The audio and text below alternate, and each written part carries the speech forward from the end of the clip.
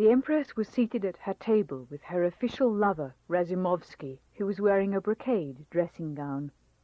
Around them were a dozen members of the Empress's confidential circle. Delighted to have caught his aunt in this intimate gathering, Peter assembled all his friends, arranged benches and chairs in front of the holes, and ran to find Catherine and invite her to enjoy the show. Appalled at his temerity, Catherine cried that he had taken leave of his senses, that he had let at least 20 persons into the secret, and that this piece of childishness was likely to cost them dearly. Peter sheepishly dropped the subject and went back to his marionettes. As was to be expected, the Empress soon heard what had happened, discovered the holes drilled in the door, stormed into Catherine's apartments, and summoned her nephew, who arrived in his dressing-gown, nightcap in hand. Convulsed with rage, Elizabeth heaped vituperation on the silly fool. She shouted that he had forgotten everything he owed her, that she could no longer consider him anything but an ingrate, that her father, Peter the Great, had also had an ungrateful son, Alexis, and that he had punished him by disinheriting him, and that she herself, under the Empress Anna, had never forgotten the respect due to a crowned head, that in other times the perpetrator of such a crime of lese majesty would have been thrown into a fortress. The most disturbing element in this tirade was the allusion to the Tsarevich Alexis, whom Peter the Great had not only disinherited, but had tortured to death. When the Grand Duke tried to justify himself, Elizabeth ordered him to be silent and poured out all sorts of insults and shocking things, showing as much contempt for him as anger. Confronted by so much violence, Catherine could not hold back her tears. The Empress reassured her. "It is not to you that my words are addressed," she muttered. "I know that you had no part in what he did, and that you neither looked nor wanted to look through the door." Nevertheless, the thunderbolt fell upon Catherine herself not long thereafter. 9 months had gone by since the wedding, and still she was not pregnant. The Empress considered this sterility a personal affront. She thought the fault lay entirely with the Grand Duchess, who did not know how to arouse her husband's desire. She summoned Catherine and flung the reproach in her face without mincing words. She said that it was because of me that my marriage had not yet been consummated. Catherine naively protested that a woman could not be responsible for such a failure. The Empress shut her up by affirming the contrary, and she had experience on her side. Her voice rose as she continued the indictment. She said that if I did not love the Grand Duke, she was not to blame, that she had not forced me to marry against my will, that she knew very well that I loved another. In short, 1,000 dreadful things, half of which I have forgotten. Now, carried away by the flood of her anger, the Empress moved on from complaints about Catherine's marital behavior to complaints about her political conduct. She had said only a few words on this subject when Catherine realized that under the influence of Chancellor Bestuzhev, the declared enemy of the Franco-Prussian faction, the Tsarina now suspected her of sharing her mother's ideas. This was madness, because since the day she had arrived at court, the girl had made it a rule not to meddle in affairs of state. Nothing had been found in her correspondence, opened by the Chancery, to justify these reprimands. That mattered not a whit to the Tsarina. She thought that everything that touched Johanna was poisoned. Having sent the mother packing, she turned on the daughter. "She began to revile me," writes Catherine, "to ask me if it was from my mother that I had received the instructions which guided my conduct. She said that I was betraying her for the King of Prussia, that she knew all about my cunning tricks and double-dealing, that she knew everything." This time Catherine's tears were not enough to pacify the imperial virago. Cheeks flushed and eyes flashing, Elizabeth shouted, stamped her feet, raised her fists. I could see the moment coming when she would strike me. I knew that she beat her women, her servants, and even her gentlemen-in-waiting sometimes when she was angry, Escape I could not, for I had my back against the door and she was standing directly before me. The unexpected arrival of the Grand Duke created diversion. Elizabeth clenched her teeth and turned her head away. Catherine, half dead with fright, returned to her apartments, had herself bled, went to bed, and cried until nightfall.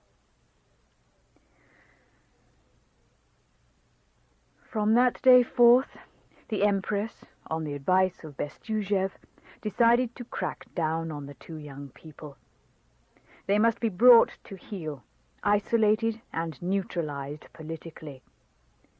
Bestuzhev himself, in the name of the Tsarina, drew up instructions for the two persons of distinction who would be placed with their Imperial Highnesses as master and mistress of their court. The person of distinction placed with the Grand Duke would make it his business, said the document, to correct certain unseemly habits of His Imperial Highness, such as, for example, emptying the contents of his glass over the heads of those serving him at table, accosting those who have the honor to approach him with rude remarks and indecent jests, and disfiguring himself in public by continually grimacing and contorting his limbs.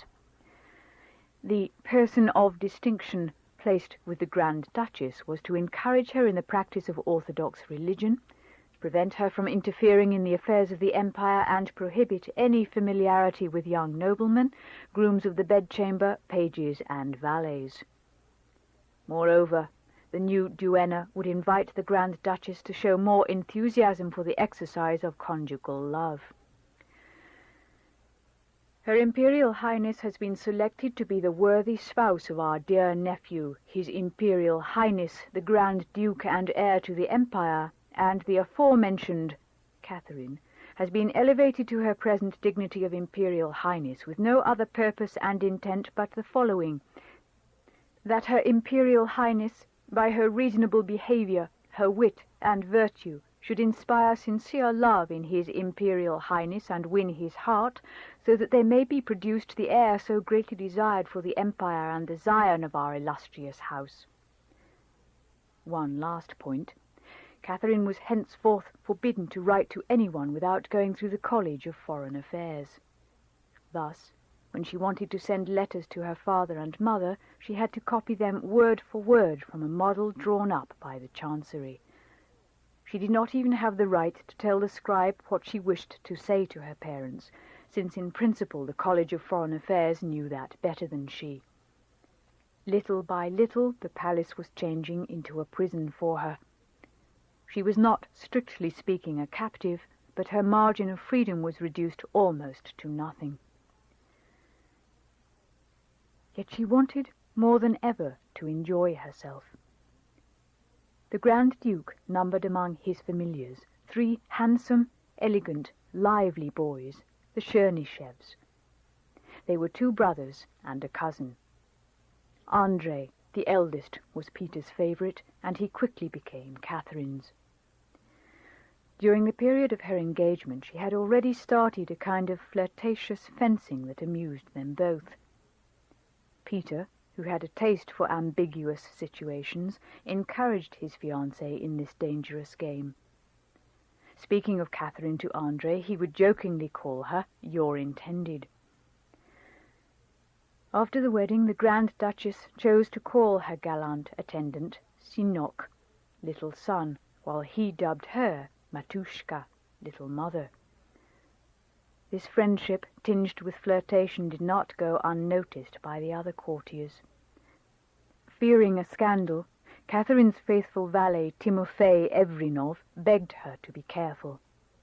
When she protested her innocence and spoke of mere kindness and affection, he retorted, "What you call kindness and affection, because this man is loyal to you and serves you, the people around you call love."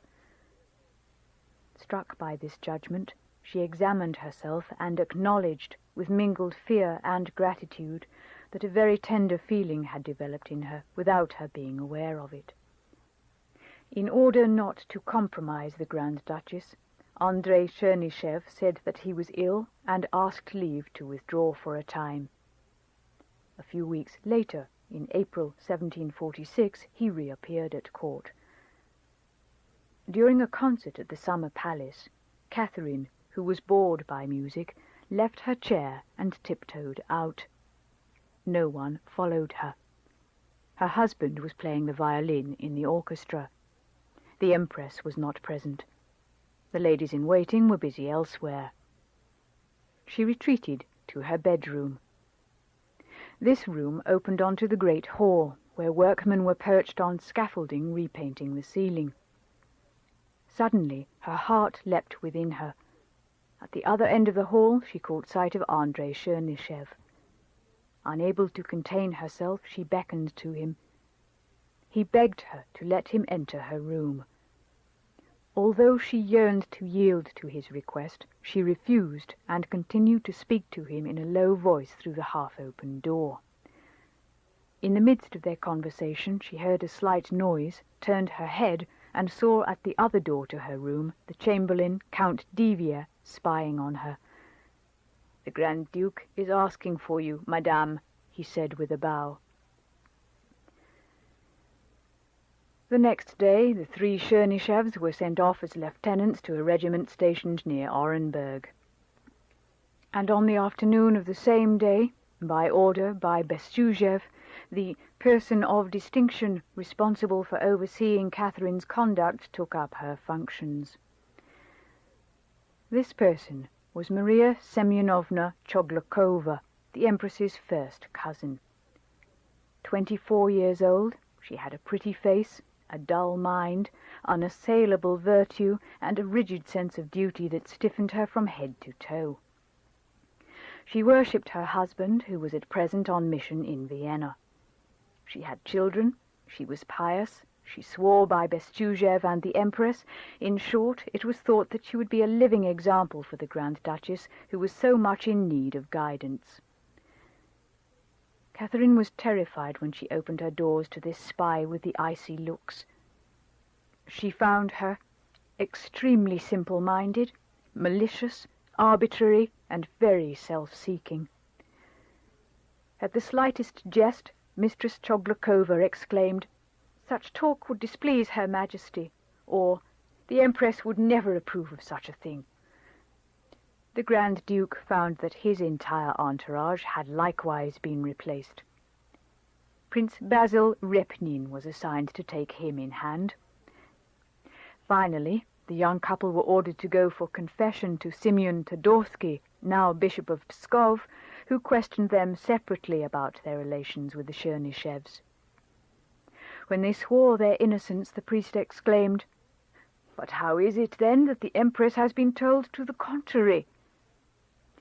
Notwithstanding the favourable report which the holy man made to Her Majesty despite the secrecy of the confessional, the surveillance of Catherine and Peter was not relaxed. They could not take a step outside their apartments without asking permission. Each day brought them some new affront. Sometimes it seemed to Catherine that, without knowing how or why, she had become the Empress's sworn enemy. 6. The Virgin Wife. Just as, little by little, Catherine had discovered the terrifying face of Elizabeth behind the idealized image of the great-hearted Tsarina, so, day by day, she was discovering the true Russia, barbarous, cruel, and wretched behind an appearance of civilization. Everything here was merely a deceptive facade. The efforts of Peter the Great to Europeanize his country had brought about only superficial changes. Since the ukases of the Builder, the Russians shaved their beards, tricked themselves out in wigs, dressed in the French fashion, took snuff, and danced as in Vienna or at Versailles. Yet these men and women who claimed to be progressive were completely ignorant of real Western culture. By condemning the Russian tradition, the archaic forms of piety, and the primitive morality of a patriarchal society, the emperor had disoriented the aristocracy. Invited to ape the West, the courtiers threw themselves into debauchery. The dissolute ways of Elizabeth's entourage were only a reflection of the Tsarina's own escapades, and this licentiousness was not even accompanied, as it was at other European courts, by a minimum of intellectual refinement. Here the ladies-in-waiting vied with each other for the most elegant wardrobes, but most of them did not know how to read. They were exclusively preoccupied with intrigues, dancing, and fashion. They were rude to their servants and affected with their admirers. The men, whether officers of the guard or high functionaries, were no more interested in books than the women. Their favourite pastimes were gambling, drinking, and amorous adventures. Manhood was demonstrated by exploits with the bottle and at the gaming table, not by prowess with the pen or before the printed page. It was difficult to obtain works in French or German in St. Petersburg, notwithstanding the country's opening to the west. As for books in Russian, they were practically non-existent. The national literature was only in its infancy. No one was interested in it, despite the timid encouragements of a new Academy of Fine Arts. Besides, most of the nobles around Elizabeth were of plebeian background. Peter I had substituted the nobility of service for the nobility of birth. There were no more boyars, only civil servants. Henceforth, the table of ranks fixed the grade of each man in the vast edifice of the Russian administration. Titles of count, baron, even prince were distributed to the most zealous servants of the empire. Count Alexis Razumovsky was a simple Ukrainian peasant. The former stable-boy, Byron, had been made Duke of Kurland. The great families of ancient and authentic nobility, the Trubetskoys, the Volkonskys, the Repnins, Golitsins, Obolenskys, Dolgorukis, looked upon these rich and arrogant newcomers with disdain. Catherine herself, trained in the school of the old German aristocracy, was shocked by the crudeness of those close to the Empress. Under the superficial varnish the wood had been neither planed nor pumiced. "It is as if there were two peoples," wrote a shrewd contemporary, the Chevalier de Corberon. "Two different nations on the same soil. You are in the 14th century and the 18th century at the same time. But even the civilized part is only civilized on the surface. They are dressed-up savages, people wearing beautiful cuffs and no shirt, green and rotten fruit that has been forced too soon. Form always takes precedence over substance. They like outward show and pay no heed to essentials." And indeed, while the court receptions were always characterized by the greatest pomp, while Elizabeth had the most glittering and numerous retinue in Europe, while the state reception rooms dazzled visitors with their abundance of gilt, mirrors, and murals, the living quarters were utterly devoid of comfort. In these hastily constructed palaces, doors did not close properly, windows let draughts in through the cracks, staircases were shaky, the walls sweated, and the chimneys smoked. In winter, the acrid smell of soot made the atmosphere unbreathable. The stoves were in such poor repair that there was constant danger of fire. Since the majority of the houses were made of wood, fire consumed them in a few hours.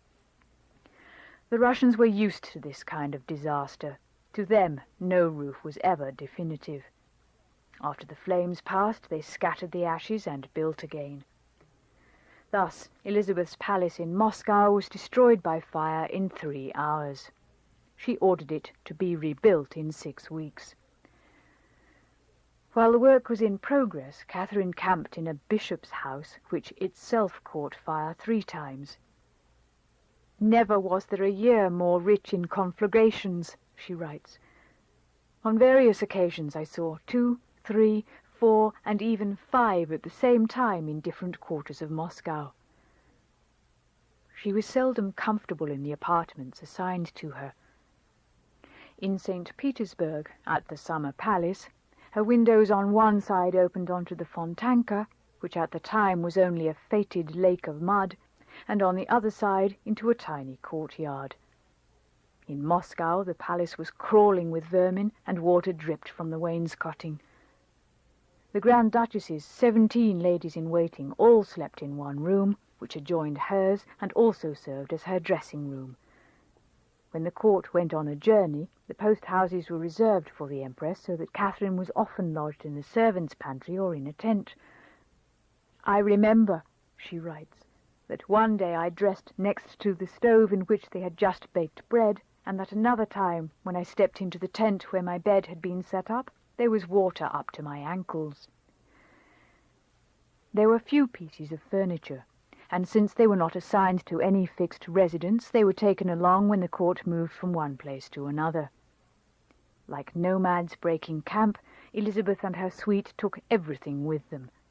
Carpets, mirrors, beds, tables, chairs, dishes, all followed the Empress in wagons from the Winter Palace to the Summer Palace, or from Peterhof to Moscow.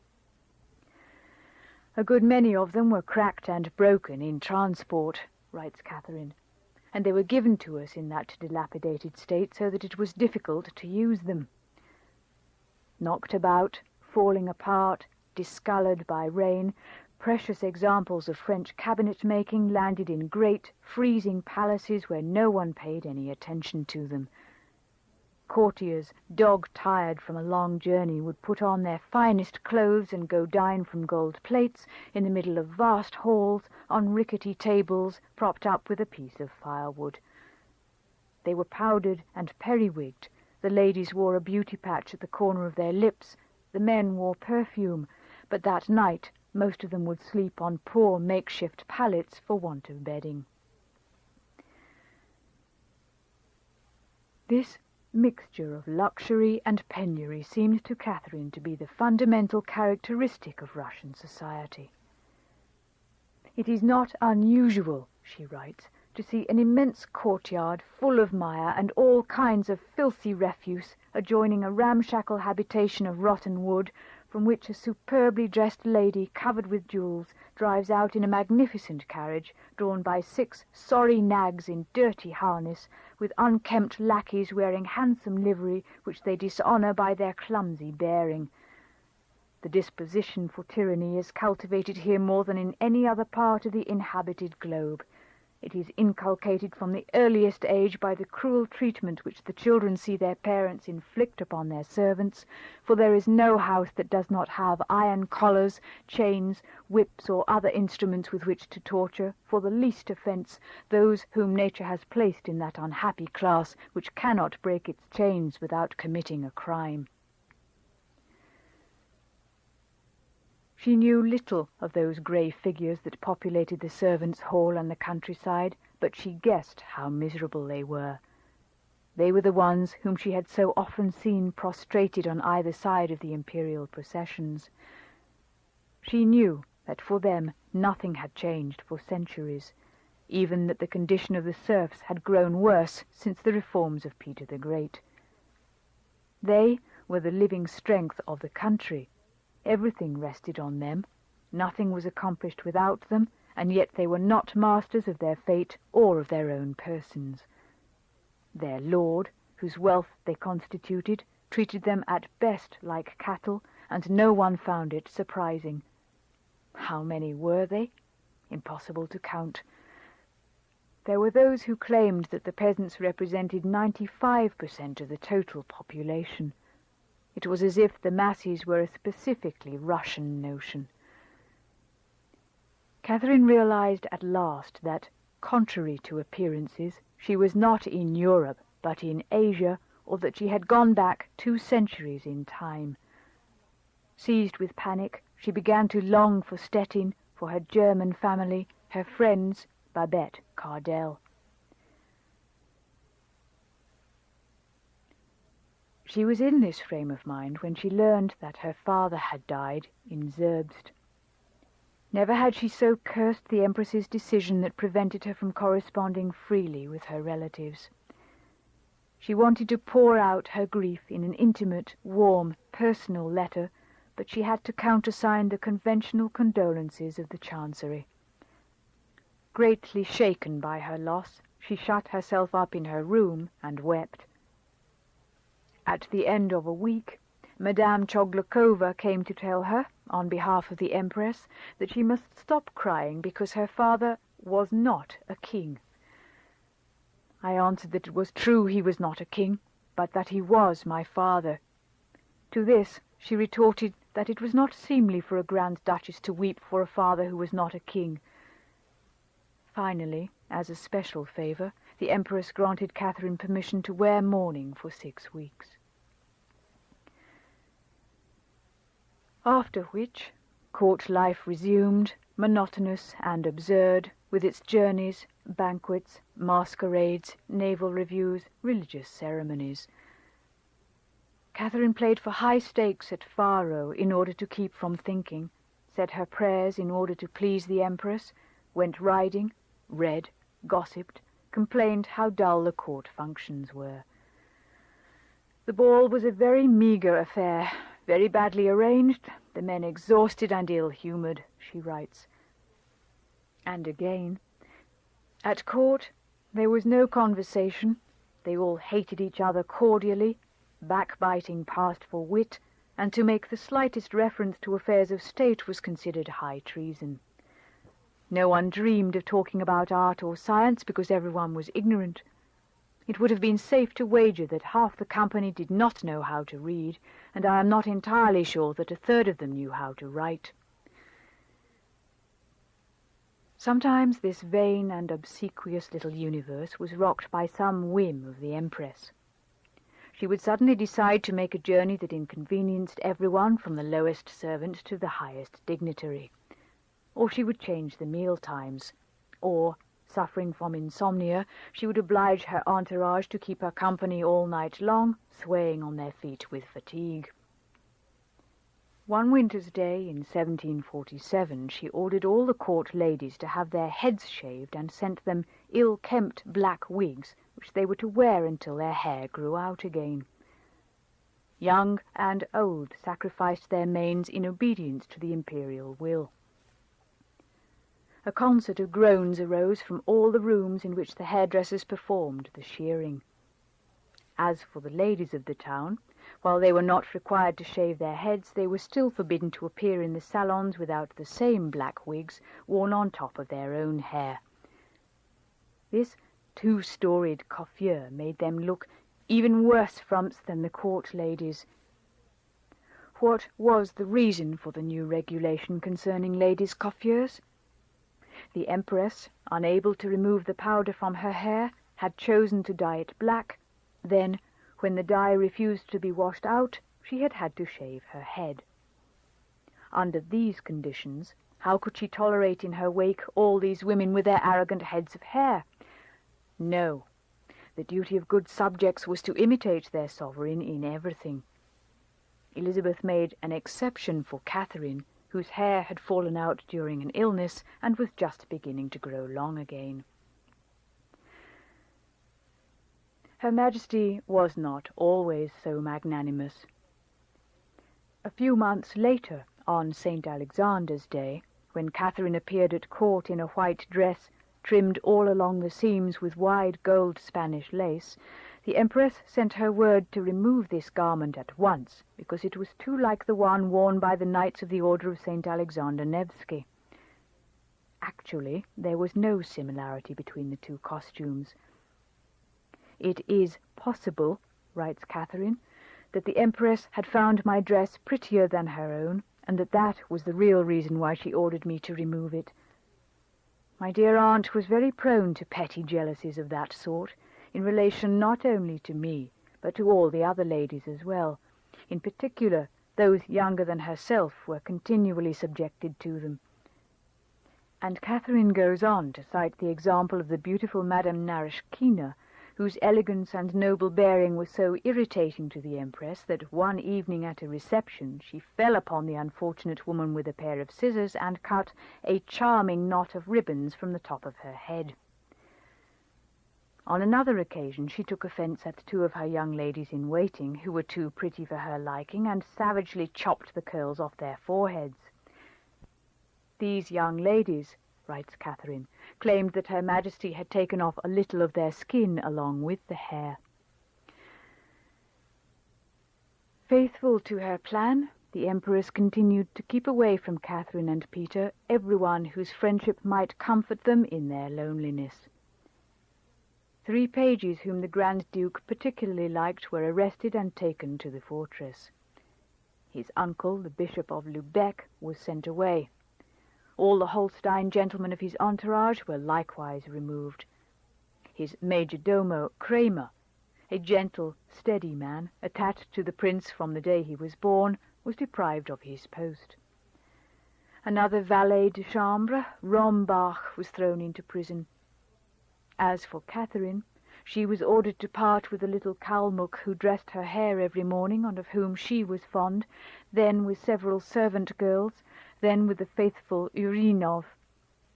Referring to these repeated blows, Catherine writes that she was leading a life which would have driven 10 other women mad and caused 20 more to die of sorrow. In fact, the Tsarina's persecutions did draw the young people together in adversity. Peter, who was an inexhaustible chatterbox, knew that he could rattle on in front of Catherine without fear that his words would be repeated to the Empress. So he talked endlessly about trivia, gesticulating all the while. She listened to him with a mingled sense of pity and resentment. Often I was very bored by his visits, which would last for hours, she writes, and even exhausted by them, for he never sat down, and I always had to walk up and down the room with him. He walked quickly, taking long strides, so that it was hard work for me to keep up with him, and at the same time maintain a conversation about the most minute military details, a subject which he was always eager to talk about, and upon which, once launched, he would hold forth interminably. There was not one taste in common between these 2 beings bound by the same chain. Never were 2 minds more dissimilar than ours, notes Catherine. If she tried to talk to him about what she had been reading, he stared in surprise. The only books that were of any interest to him were stories about highwaymen. Nevertheless, there were times when he would listen to me, adds Catherine, but it was always when he was in distress, where he was very faint-hearted and his head was weak. And, indeed, when he was gripped by fear, Peter would seek Catherine's advice. He was terrified of his aunt. The idea of the fortress haunted his nights. He could not forget Tsarevich Alexis, who had been sacrificed by his father, or little Tsar Ivan VI, who had been incarcerated by Elizabeth. He suspected plots on all sides, imagined tortures, saw blood beneath his feet. He trembled, and Catherine tried to reassure him. Mastering her own anxiety, she assured him that the Empress was not a monster, despite certain harsh elements in her character, that she would never raise her hand against her nephew, and that the worst that could happen to him was a rush of angry words. As quick to calm down as he was to take alarm, the Grand Duke would return to his childish amusements. At 18, he remained insensible to the attraction of the opposite sex, but delighted in playing with wooden soldiers, miniature cannon, and toy fortresses, as in his earliest boyhood. Madame Cruz, the First Lady's maid, procured as many of these playthings as he wanted, unbeknown to Madame Choglakova. During the day, all this paraphernalia was hidden under the bed, but after supper, when the couple were in bed, Madame Cruz would close the bedroom door and the party would begin. Settled in bed beside his young wife in her nightgown, smiling and still a virgin, Peter, with shining eyes and blazing cheeks, executed manoeuvres on the blanket with his regiments of wooden soldiers, imitated the sound of cannon fire, shouted orders, and invited Catherine to take part in the battles. These activities would continue until 2 in the morning. Often I laughed, but more often still I was exasperated and even made uncomfortable, writes Catherine. the whole bed being covered and filled with dolls and toys, some of them quite heavy. One night, Madame Choglakova, her curiosity aroused by the sounds coming from their bedroom, knocked on the door. Before admitting her, the Grand Duke and Duchess hastily stuffed the toys under the covers.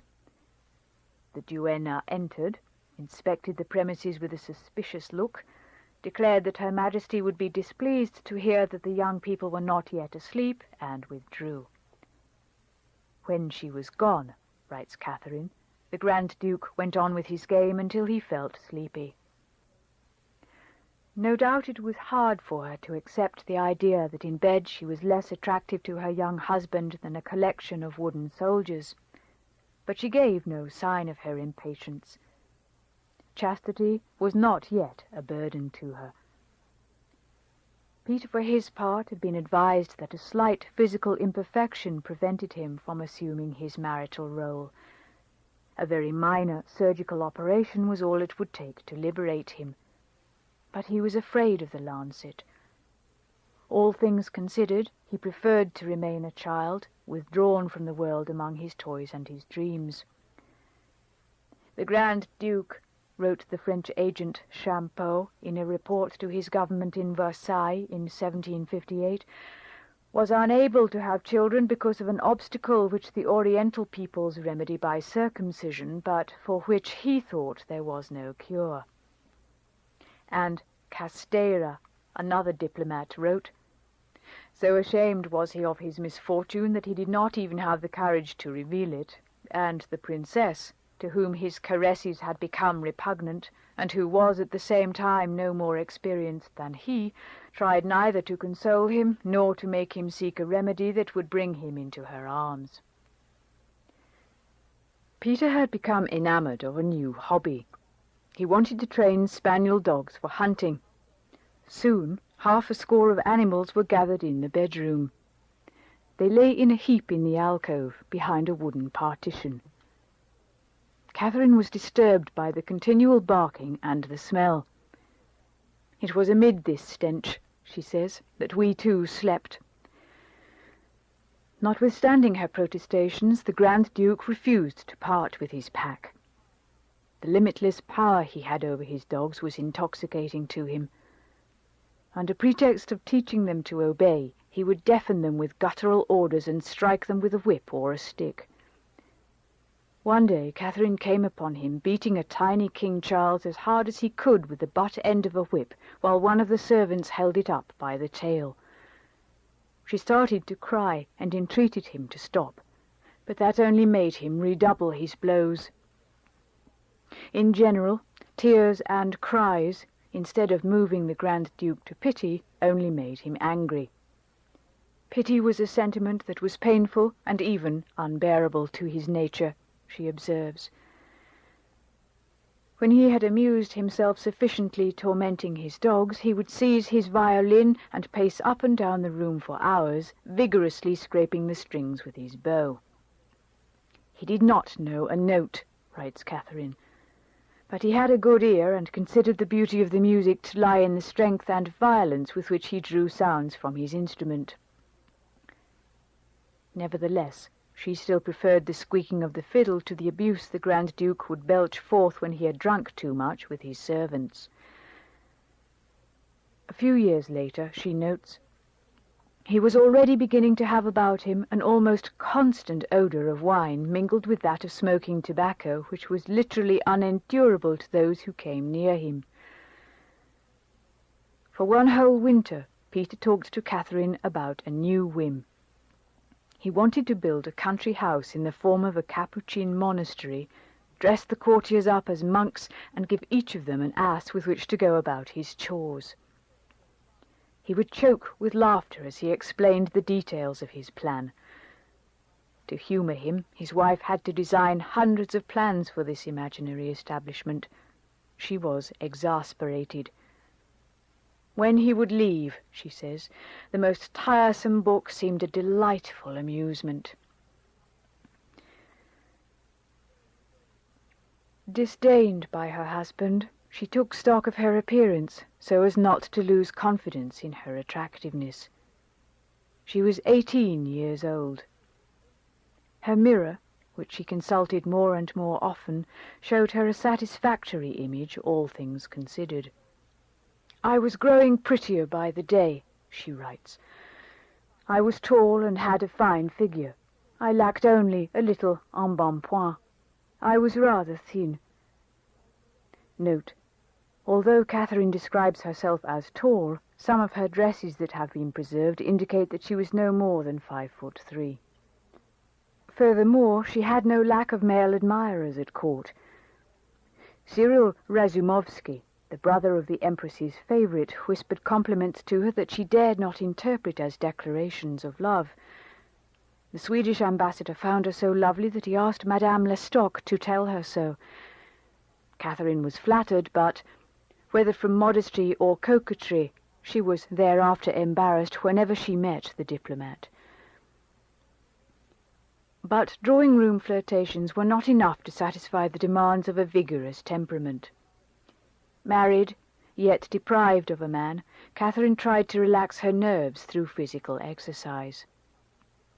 In summer she would rise at dawn, dress in men's clothes, and, attended by an old servant, go duck-hunting in the reeds along the seashore on both sides of the canal at Orienbaum. But even more than hunting, riding helped her to forget her unfortunate condition. When she put her horse into a gallop, she took pleasure in feeling at one with her mount, in the sense of controlled speed, the sense of freedom combined with effort. Sometimes she would ride as much as 13 hours a day. The more violent this exercise was, the more I loved it, so that if a horse happened to bolt, I would gallop after it and bring it back, she writes. With her natural inclination for manly things, she liked to ride astride on a flat saddle. The Empress regarded this as a probable cause of the Grand Duchess's sterility, so Catherine secretly had special saddles made that were convertible. They had an English hook, she explains, and I could swing my leg over to sit like a man. In addition, the hook could be unscrewed, and another stirrup could be lowered or raised at will, as I judged appropriate at the moment. This ingenious device enabled the Grand Duchess to ride side-saddle in Elizabeth's presence and astride again as soon as she was unobserved. A skirt split in two all the way up made it possible for her to change position. She took lessons from a German equestrian who was the riding master for the cadet corps, and made such rapid progress that she earned her silver spurs of honor. A second victory, this time in dancing. One evening at a ball she challenged Madame Arnheim, wife of the Minister of Saxony, to see who could dance the longest without running out of breath. She won, and took no small pride in the achievement. At another reception, the Chevalier Sacrosomo, who had just arrived in St. Petersburg, came up to her, kissed her hand, and slipped her a note, whispering, "It is from Madame, your mother." Terrified at the thought that someone might have observed this manoeuvre, Catherine hid the note in her glove. Terrified at the thought that someone might have observed this manoeuvre, Catherine hid the note in her glove.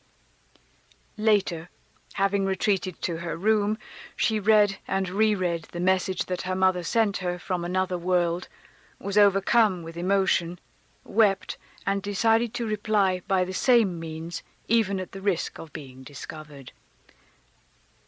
According to Sacrosomo's instructions, she was to give her letter to a cellist during a forthcoming concert. On the appointed day, she made the rounds of the orchestra, found the man, and paused behind his chair. He immediately pretended to be looking for his handkerchief and opened wide the pocket of his coat. She dropped the paper in. No one had seen her. She breathed again. How many more years would she have to tremble in fear of the Empress's spies? She submitted to everything to please this woman, but it was all in vain. Her only reward was hatred, contempt, or suspicion. Impulsive, and inconsistent, Elizabeth was perfectly capable of sending her back to Germany tomorrow after having had the Church annul a marriage that had not been consummated. In point of fact, Catherine was no longer sure whether she should fear that extreme solution or hope for it. The Chamberlain Afzin took her side and reported to her the opinion the Empress had just expressed at table, to wit, that the Grand Duchess was overloading herself with debts, that everything she did bore the stamp of stupidity, that she imagined herself to be very clever, but that she deceived no one, that she must be watched, that she was dangerous. He added he had been ordered to repeat these remarks to her word for word. Catherine swallowed her shame and vexation and resigned herself to await the next blow.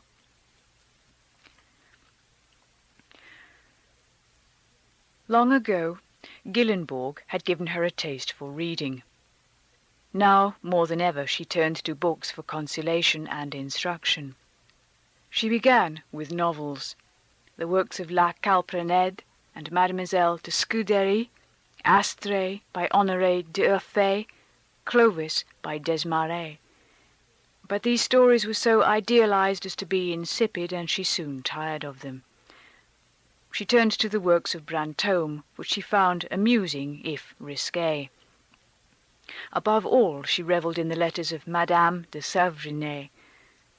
She wished that she, too, could write with that pointed pen, combine observation with irony, intelligence with grace.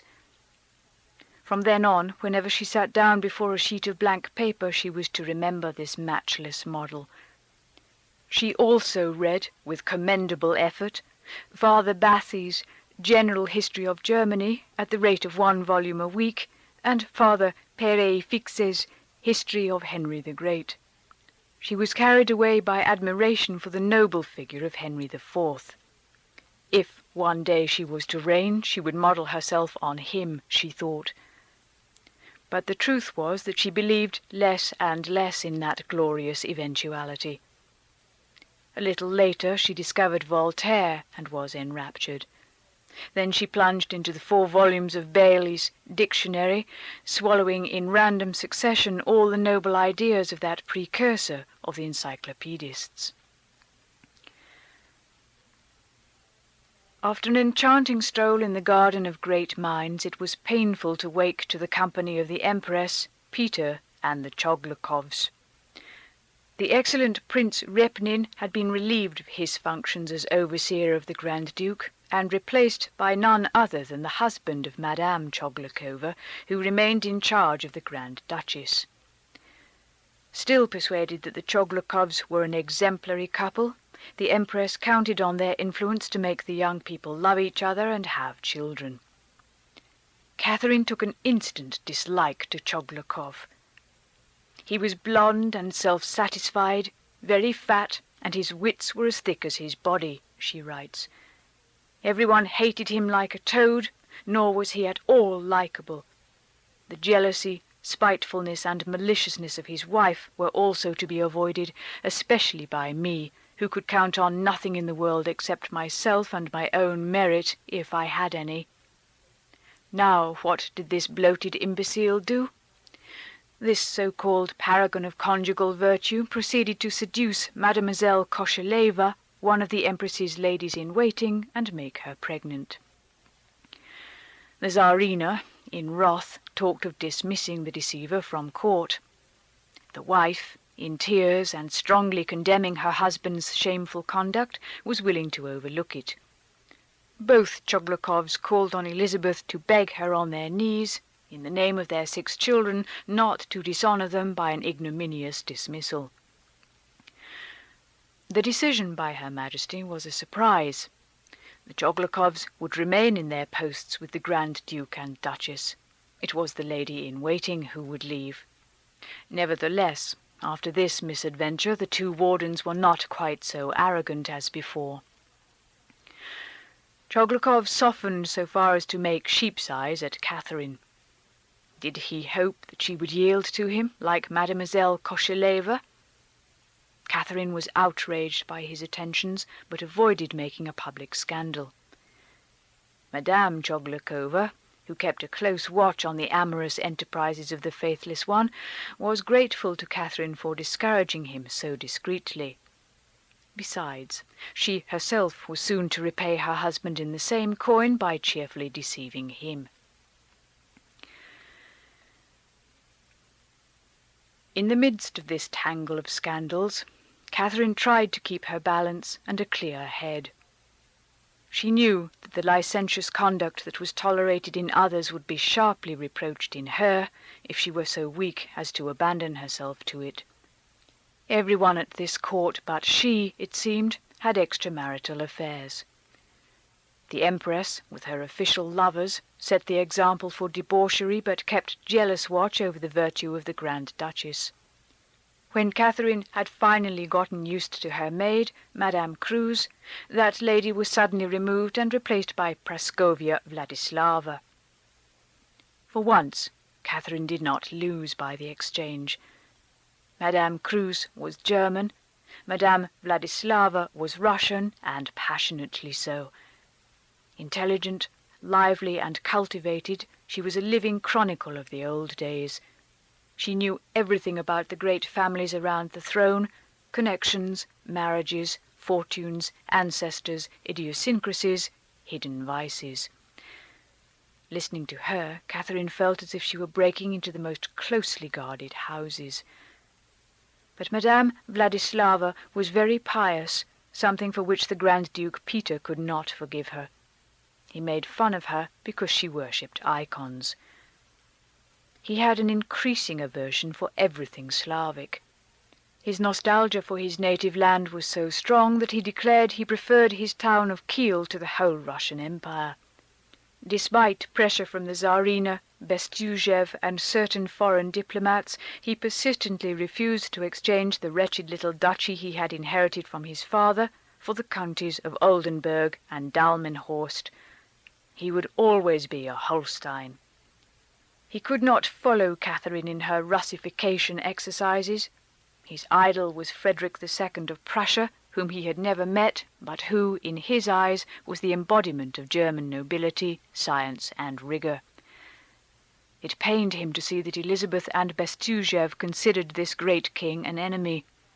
If he were in their place, he would subscribe to all the Prussian demands, and he proclaimed it for all to hear. For her part, Catherine had not forgotten all that she owed to Frederick II, and she was still touched by the memory of their interview in Berlin. But she was careful not to express her opinion openly for fear of reprisals.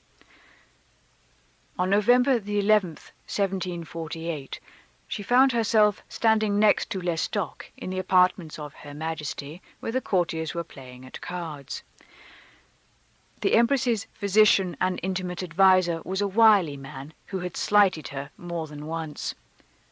As she began to speak to him, he suddenly looked frightened and stammered, "Don't come near me. I tell you to leave me in peace." She thought he had been drinking and moved away. 2 days later she learned that Lestock had been taken to the fortress.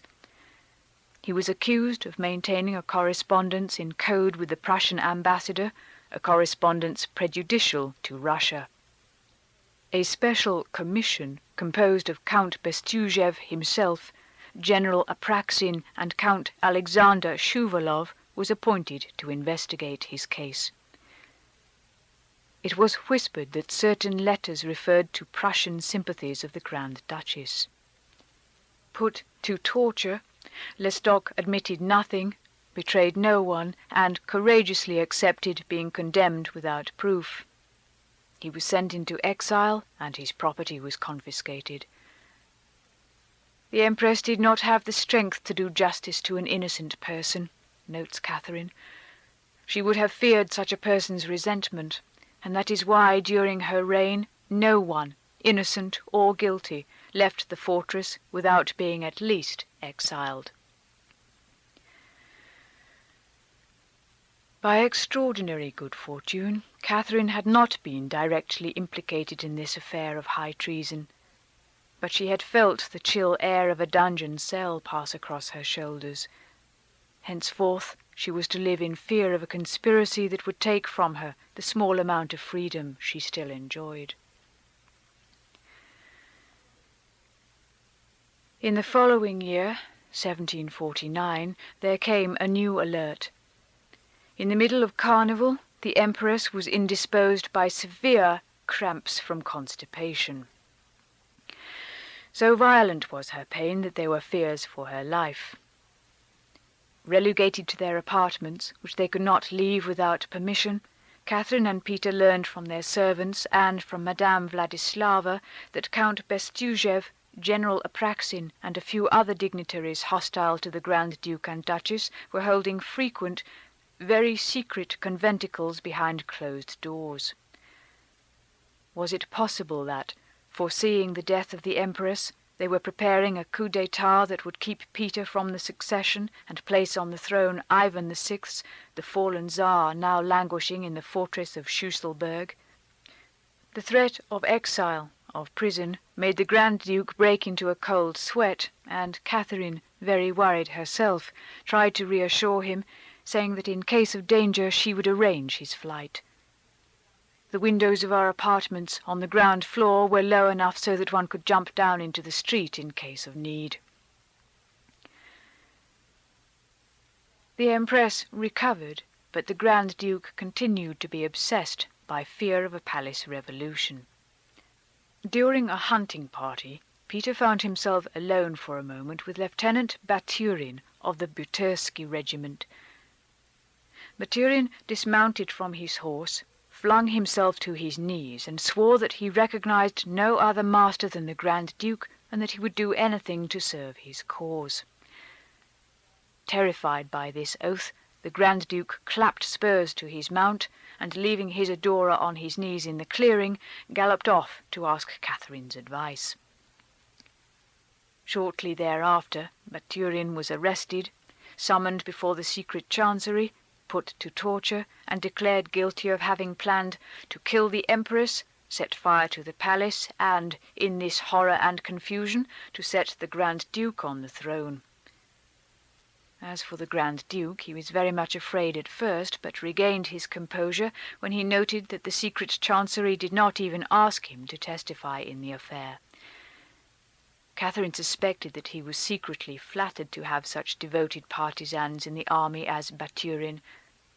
Too pusillanimous to assume the responsibilities of the leader of a faction, he nevertheless responded to any expression of allegiance to his cause. "From that time forth," says Catherine, "I saw the thirst for the throne growing in the mind of the Grand Duke. He was dying to reign, but he made no attempt to render himself worthy to do so. He took every occasion to affirm his independence. In 1750, toward the end of Carnival, as Catherine was preparing to go to the steam baths, Madame Choglakova came to find the Grand Duke and informed him that the Empress had ordered him to go as well. Now, of all Russian customs, the baths were the one he detested most. He had always refused to enter them. He said they were harmful to his constitution, shouted that he didn't want to die in order to obey his aunt's whims, that his life was dearer to him than anything else, and that furthermore he did not fear reprisals. "I'd like to see what she's going to do about it," he concluded. "I'm not a child." Madame Choglakova threatened him with the fortress. He cried and stamped his foot, but he did not give in. When Madame Choglakova returned, the debate shifted ground. She no longer talked about baths, but about descendants. The Empress, she said, was very angry that the Grand Duke and Duchess did not yet have a child. She wanted to know whose fault it was, and she would send a midwife to examine Catherine and a doctor to Peter. The Grand Duke exploded. Catherine bowed her head, Madame Choglakova withdrew, and the Tsarina forgot her threat. As in the past, Peter visited Catherine's bed only to play with soldiers or to sleep. And, as in the past, to cover up his deficiency, he boasted to her of his successes with other women.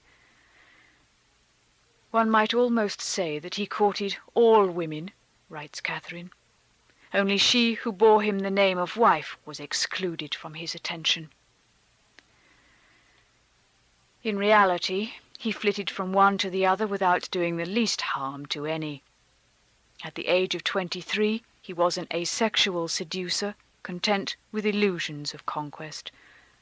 Still, he cited names, gave details, and Catherine's pride suffered. In her own heart all was calm for the moment. True, she still thought sometimes of the handsome Andrei Chernychev, who had been sent away because she liked him too much, and whose retreat she had discovered. He corresponded with her through the intermediary of a Finnish wardrobe maid. This girl could speak freely to Catherine only when the latter was sitting on the commode. Catherine would slip her admirer's letters into her pocket, stocking, or garter. She replied in secret, taking advantage of the rare moments when she was alone. These letters were only affectionate messages of friendship. To write them, Catherine used a silver pen purchased specially for the purpose.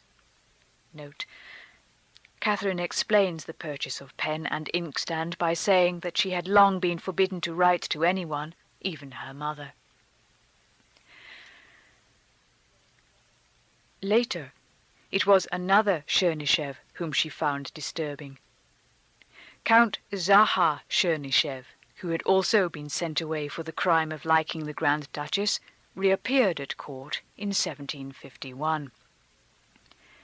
When he saw Catherine again, he was dazzled by the transformation that had taken place in her. He had left an angular adolescent of 16, he came back to a blooming young woman of 21. Captivated, he dared to murmur that he found her grown very beautiful. "It was the first time in my life that anyone had said such a thing to me," notes Catherine. "I did not find it at all distasteful. More, I was simple enough to believe he spoke the truth."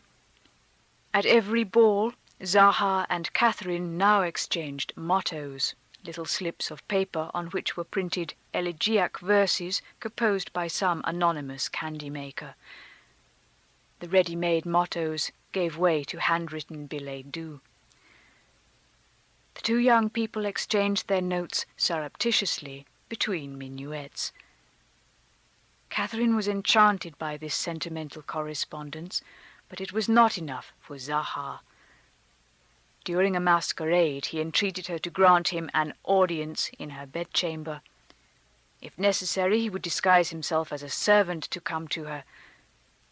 Touched by his insistence, she nevertheless refused the adventure. Reluctantly, they went back to their written exchanges. At the end of Carnival, Zaha Chernychev left to join his regiment. I must confess that all the stratagems of coquetry were very much in vogue at court in those days. By some miracle the Empress had not noticed, or had not wanted to notice, Catherine's inclination for this good-looking ghost from the past. Intermittently she even showed a certain indulgence toward the young woman whose chief failing, in her eyes, was that she had not yet been able to produce an heir to the throne. At one of those famous balls where men dressed as women and women as men, Catherine, wishing to flatter the Empress, complimented her on the grace with which she wore masculine dress, and declared that if Her Majesty were really of the opposite sex, she would turn more than one lady's head. Elizabeth was pleased by the remark, and answered that if she were of the opposite sex, it would be to Catherine that she would award the apple. I bent to kiss her hand at so unexpected a compliment, writes Catherine. On the occasion of another ball, knowing that all the court ladies would be magnificently attired, she planned to surprise them by appearing in a simple white dress over a very small hoop. At that time I had a very slender waist, she says. Her hair was tied in a foxtail at the back of her head, and in it she wore a single rose with its bud and leaves, so natural in appearance as scarcely to be distinguished from the real. There was another rose in her bodice, a white gauze ruff around her neck, and cuffs and a light apron of the same material. Seeing her, the Empress exclaimed, "Heavens, what simplicity! What, not even a patch?" And she deftly drew from a little box a beauty patch of moderate size, which she applied to the young woman's face. Catherine proudly showed the imperial patch to the courtiers who immediately surrounded her. I do not remember a time in my life when I received more praise from everyone than I did that night. They said I was as beautiful as the light of day and singularly radiant. To tell the truth, I have never thought myself extremely beautiful, but I had a pleasing manner, and I think that was my strong point. 7. Love and motherhood. He was as handsome as a god, and certainly no one could equal him in the Empress's court, much less in ours. He was not lacking either in wit or in the sort of worldly knowledge, manners, and savoir-faire which one acquires in the best society and especially at court. He was 26 years old. All in all, by reason of his birth and his many other qualities, he was a distinguished gentleman. His faults he knew how to hide. The greatest of all were a taste for intrigue and a lack of principles. These were not then discernible to me. Such is the portrait that Catherine, as a mature woman, draws of the man who affected her so deeply when she was young. His name was Serge Soltykov, and he was one of the chamberlains at the young court of the Grand Duke and Duchess. The Soltykov family was one of the oldest and noblest in Russia. Serge's father was an aide-de-camp to the Tsarina. His mother, née Princess Golitsina, was known for her wanton ways. According to the Princess of Anhalt, she had, as lovers, the 300 grenadiers of Her Majesty Elizabeth. When Catherine singled out Serge Soltykov in 1752, he had been married for 2 years to one of the Empress's ladies-in-waiting, Matriona Pavlovna Bolk. He had fallen in love with this woman when he saw her playing on a swing, but the flame had died out almost as soon as it had been kindled. Serge Soltykov had turned to other adventures. Although he was neither so handsome nor so brilliant as Catherine claims, he was charming, lively, and glib. Very dark, of medium height, nimble and well-proportioned, he was pleasing to women and knew it. His chief interests in life was winning a lady's heart, laying siege to her virtue, and demolishing it.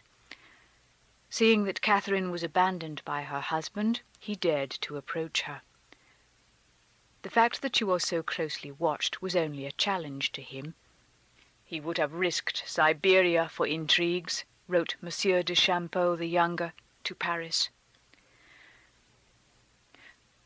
First, Serge Soltykov set about allaying the mistrust of the two watchdogs.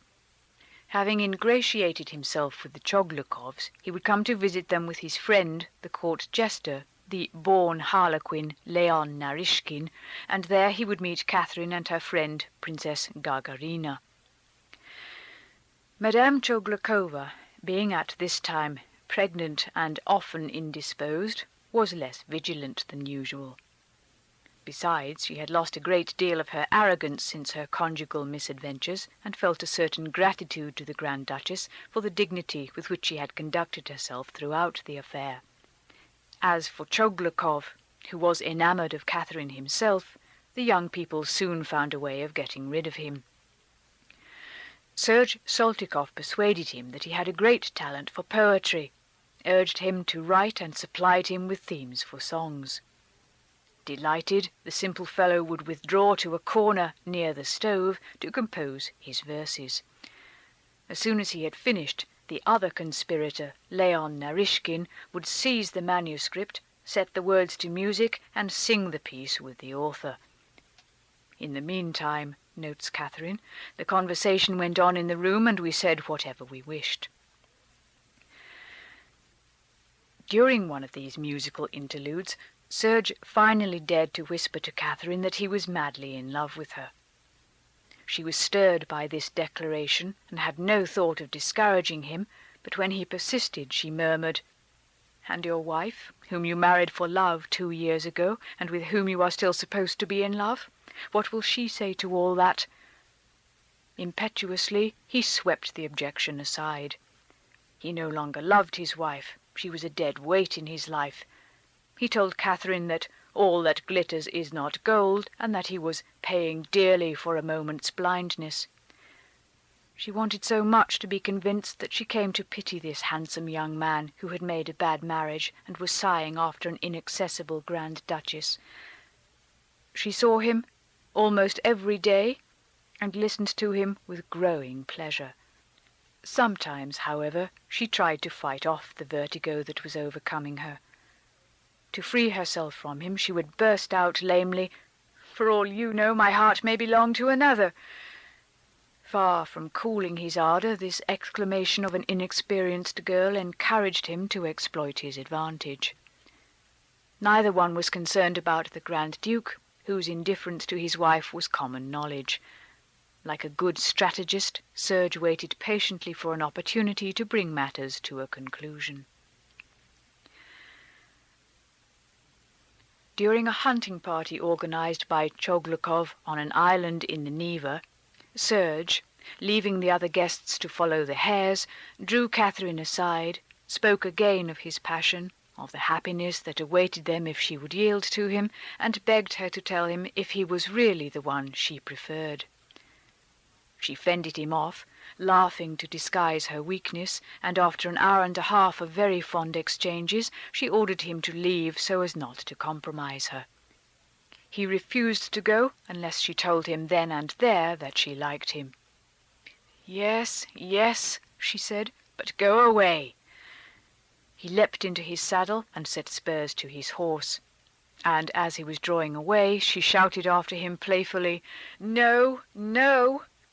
"Yes, yes," he replied, and galloped off. That evening the whole company returned to the house that the Choglukovs owned on the island. During supper the wind rose and the waters of the Neva swelled rapidly until they drowned the outside staircase and beat against the walls. Getting into the boats again to cross the river, very wide at this point, was out of the question. Rank and protocol were forgotten as the hurricane made the roof groan. The guests crowded together pell-mell, laughing in the semi-darkness lit here and there by the wavering flames of the candelabra. Catherine found herself beside her admirer. "Serge Saltykov told me that the heavens themselves favoured him that day, for they enabled him to delight longer in the sight of me, and many other things of like sort." She was frightened both by the storm and by the man. He pressed her, and she defended herself more and more feebly. She was dissatisfied with herself. I had thought myself able to rule both his head and my own, and to bring both to reason, and now I realized that this was difficult, if not impossible. At last, at 3 in the morning, the wind dropped, the waves abated, and the guests, stiff and numb with cold, embarked in disorder. Catherine was no longer the same. While she had not yet yielded, she was resolved to do so. It would not be long now. She was 23. After 8 years of a virgin marriage, she discovered physical love with wonder and delight. Her first lover gratified her completely. In his arms she felt not the slightest remorse. Compared to the pathetic Grand Duke, he had every virtue in her eyes, vigour, daring, and grace. But she was afraid their secret might come to light.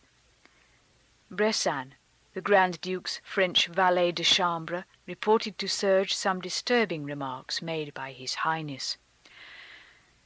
"Serge Saltykov and my wife are deceiving Choglukov. They make him believe whatever they like and then laugh at him."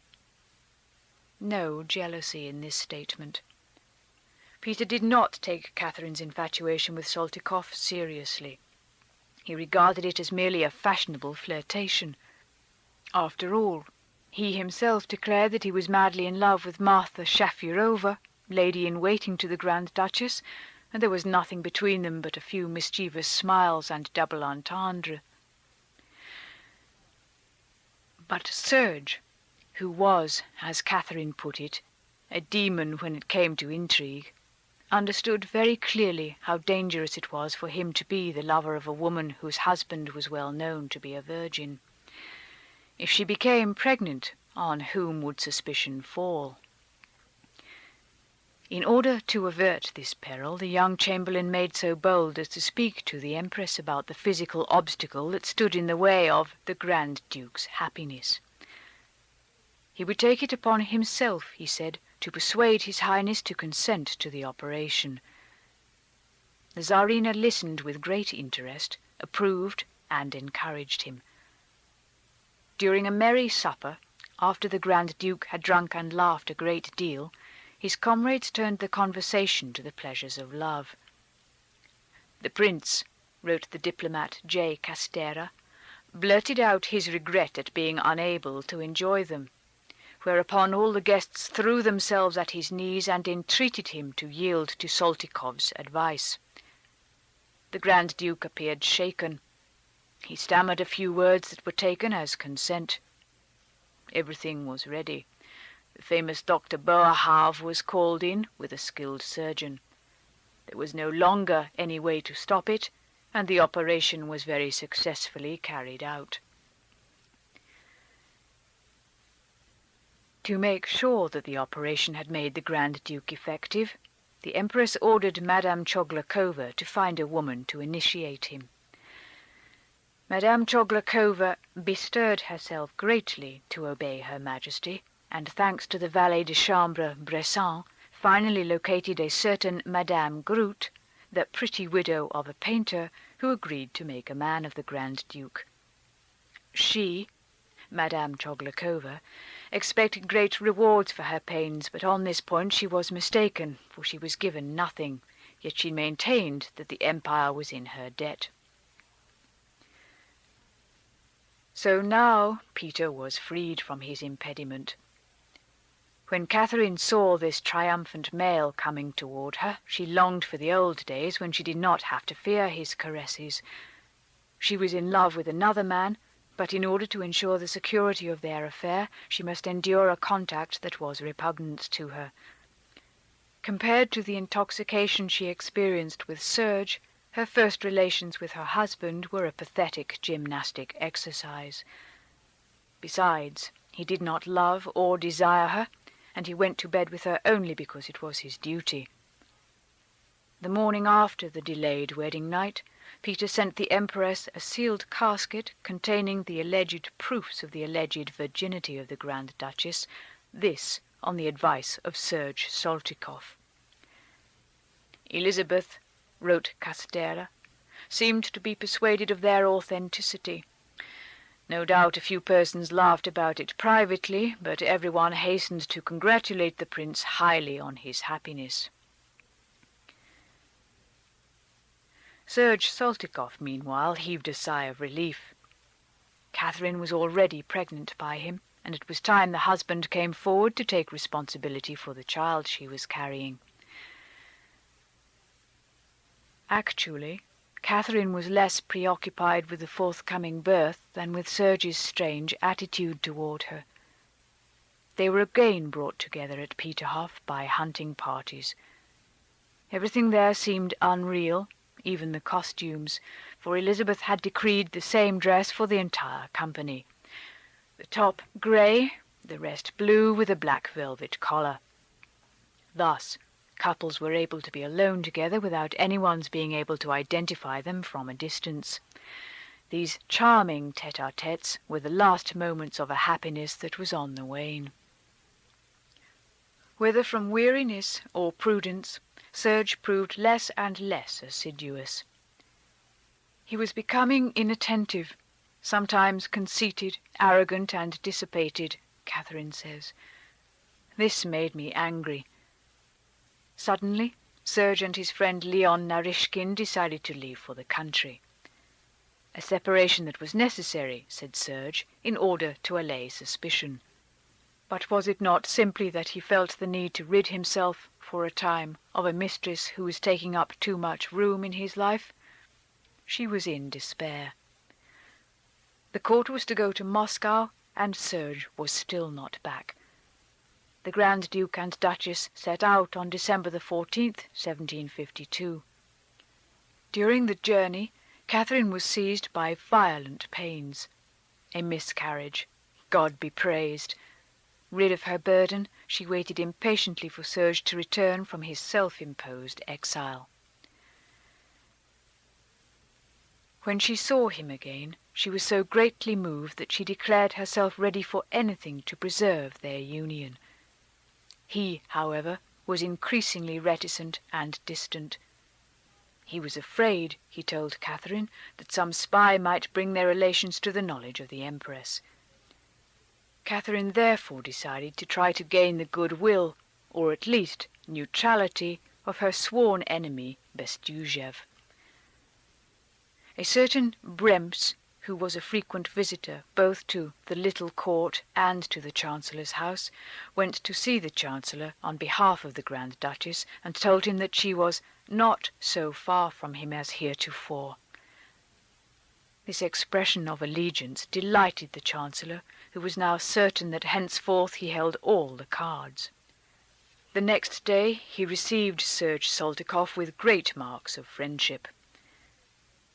He spoke to him about me and my situation as if he had been living in my bedchamber, writes Catherine. Since Bestuzhev was apparently not outraged by their adultery, every detail of which seemed to be familiar to him, he must, she thought, be favourable to her affair with Serge. In a burst of generosity, the Chancellor even went so far as to exclaim before his visitor, "She, Catherine, will see that I am not such an ogre as I have been painted to her." Serge repeated these words to Catherine, who congratulated herself on having a powerful ally up her sleeve, without a soul's being any the wiser. Nevertheless, she did not yet clearly understand why this man, who had been so careful to set a couple of watchdogs to guard the virtue of the Grand Duchess, was now moved to encourage her lover's enterprises with advice as wise as it was useful. A few days later, it was the watchdogs themselves who changed their attitude. Instead of being wardens, they became go-betweens. Madame Choglakova, who, says Catherine, never lost sight of her favourite project of assuring the succession, led the Grand Duchess into a strange conversation. With a grave face she explained to Catherine that while in the ordinary course of life a wife was bound to be faithful to her husband, there were cases in which reasons of state necessitated departures from accepted standards of conduct, especially when it was a question of guaranteeing the heredity of the throne. Nonplussed at first, Catherine let her talk on, not having the least idea what she was driving at, and not knowing whether she was laying a snare for me or speaking sincerely. Indeed, it had to be either one side or the other. Either Bestuzhev and the Empress were so worried about the Grand Duke's sterility that they were looking for a sire to replace him as soon as possible, or else they had sworn to unmask and ruin Catherine, who had betrayed her duty. Prudently, Catherine pretended not to understand what Madame Choglakova was whispering so mysteriously. Finally, Madame Choglakova said, breaking off, "You shall see how much I love my country and how sincere I am. I have no doubt that you have cast a glance of preference upon someone. I leave you to choose between Serge Saltykov and Leon Narishkin. If I am not mistaken, it is the latter." "No, no, not at all," Catherine exclaimed. Triumphant, Madame Choglakova observed, "Well, if it is not he, then it is surely the other." And she added, "You shall see that I am not the one to place obstacles in your path." "I played the simpleton," writes Catherine, "to such a degree that she scolded me for it many times, both in town and in the country." Bestuzhev, meantime, lectured Serge Saltykov. but Soltikoff was on the point of disengaging himself from the Grand Duchess, and he was looking elsewhere. Catherine reproached him awkwardly for his inconstancy. He defended himself with specious arguments. Sadly, she allowed herself to be convinced. He gave me such good and valid reasons that, as soon as I had seen him and spoken to him, my reflections on this subject vanished. Now she called upon all her womanly arts to lure him to her bed from time to time. In so doing, of course, she was thinking only of pleasure. But Madame Choglakova, Bestujev, and, behind them, the Empress, were hoping that the chosen lover would be able to make her pregnant. In the month of May, 1753, she noted new signs of pregnancy. Despite her fatigue, she followed the court in its travels, took part in hunts and excursions, riding in a cabriolet and slept in a tent. Back in Moscow, after a ball and a supper, she had another very painful miscarriage.